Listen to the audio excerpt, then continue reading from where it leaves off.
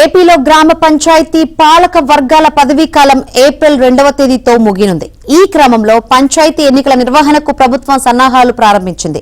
ఎన్నికల్లో ఇచ్చిన హామీ మేరకు స్థానిక సంస్థల ఎన్నికల్లో బీసీలకు 34% రిజర్వేషన్స్ కల్పించడంపై రిటైర్డ్ ఐఏఎస్ అధికారి రాజీవ్ రంజన్ మిశ్రా నేతృత్వంలో డెడికేటెడ్ కమిషన్ ఏర్పాటుకు కూటమి ప్రభుత్వం యోచిస్తున్నట్లు సమాచారం.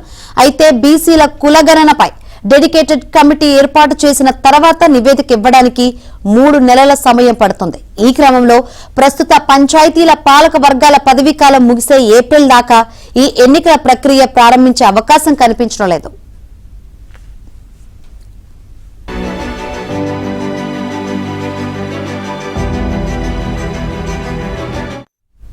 మరోవైపు నూతన రాష్ట్ర ఎన్నికల కమిషనర్ నియామకం జరిగిన తర్వాతనే గ్రామ పంచాయతీ ఎన్నికల ప్రక్రియ ప్రారంభించాలని ప్రభుత్వం భావిస్తోంది.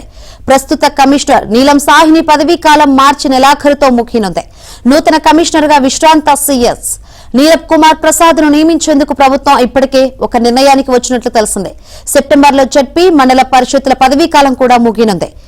అప్పుడు ఆ ఎన్నికలు కూడా నిర్వహించాల్సి ఉంటుంది. ఈ నేపథ్యంలో అప్పుడే అన్ని స్థానిక సంస్థలకు వరుసగా ఎన్నికలు నిర్వహించే అవకాశం ఉందని కూడా భావిస్తున్నారు.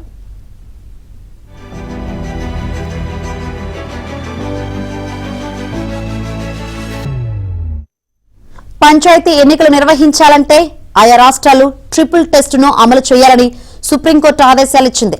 బీసీ కులగణన కోసం డెడికేటెడ్ కమిషన్ ఏర్పాటు చేసి రిజర్వేషన్లు 50% మించకుండా చర్యలు తీసుకోవాలని తీర్పులో పేర్కొంది.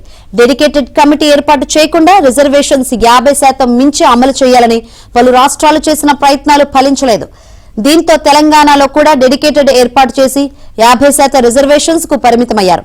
ఈ నేపథ్యంలో రాష్ట్రంలో కూడా బీసీల కులగణన కోసం డెడికేటెడ్ కమిటీ ఏర్పాటు చేయాలని ఇటీవల బీసీ సంఘాలు కూడా ప్రభుత్వాన్ని కోరాయి.